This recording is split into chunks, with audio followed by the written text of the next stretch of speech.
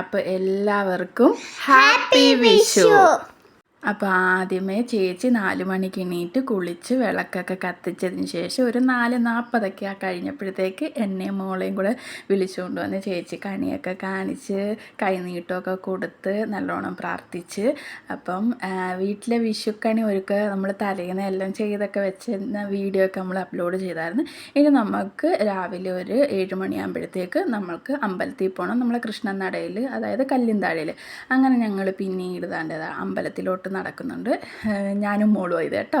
അപ്പം ഞങ്ങൾ അമ്പലത്തിൽ നല്ല തിരക്കുണ്ടായിരുന്നു. ഞങ്ങൾ വെച്ച് തിരക്കൊക്കെ ഇച്ചിരി കുറയാൻ വേണ്ടിയിട്ടാണ് 7 മണിയാകുമ്പം പോകാമെന്ന് കരുതിയത്. പിന്നെ ആശ്രമത്തായിരിക്കും നല്ല തിരക്ക്. ഇവിടെ ഇത്രയും തിരക്കാണോ എന്ന് കരുതിയില്ല, പക്ഷെ നല്ല തിരക്കുണ്ടായിരുന്നു. ഉള്ളിലോട്ട് നല്ല രീതിയിൽ ആളുണ്ടായിരുന്നു. അങ്ങനെ പിന്നെ ഞങ്ങൾ തൊഴുത് അമ്പലത്തിൽ നിന്ന് ഇറങ്ങി പാൽപ്പായസമൊക്കെ കഴിപ്പിച്ചായിരുന്നു. അങ്ങനെ പായസമൊക്കെ ആയിട്ട് താണ്ട് നമ്മൾ അങ്ങോട്ട് മേലോട്ട് കയറി നിന്ന ഉടനെ നമുക്ക് ബസ് കിട്ടും. പിന്നെ അവിടെ ഒരു വലിയ ആലൊക്കെ ഉണ്ടായിരുന്നു.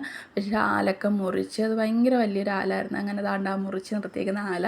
പിന്നെ മേലോട്ട് കയറി നമുക്ക് ബസ് കിട്ടും. അങ്ങനെ ബസ്സിൽ ഞങ്ങൾ വീട്ടിൽ വന്നതിന് ശേഷം ദോശയും സാമ്പാറുമായിരുന്നു കാപ്പിക്ക്.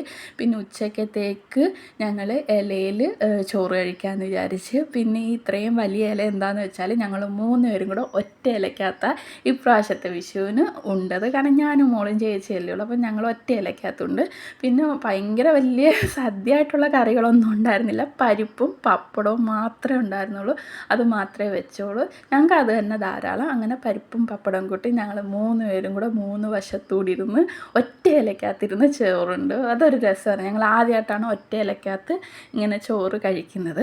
അങ്ങനെ ചോറൊക്കെ കഴിച്ച് അതെല്ലാം കഴിഞ്ഞതിന് ശേഷം വൈകുന്നേരം ആയപ്പോഴത്തേക്ക് ഒരു കാറും കോളും നല്ല തണുത്ത കാറ്റും എല്ലാം വന്നു. നല്ല രീതിയിലൊരു മഴയ്ക്കുള്ള കോള് വന്നിട്ടുണ്ടായിരുന്നു. പക്ഷേ ഒന്ന് ചാറിപ്പോവുക ചെയ്തത്. അപ്പോഴത്തേക്ക് പായസം നമുക്ക് വൈകുന്നേരം വിളക്കിൻ്റെ മുമ്പിൽ പാൽപ്പായസം ഉണ്ടാക്കി വെക്കണമായിരുന്നു. അപ്പോൾ പിന്നീട് കുളിച്ചിട്ട് വന്നിട്ട് പായസത്തിൻ്റെ പരിപാടിയെല്ലാം നോക്കാമെന്ന് കരുതി.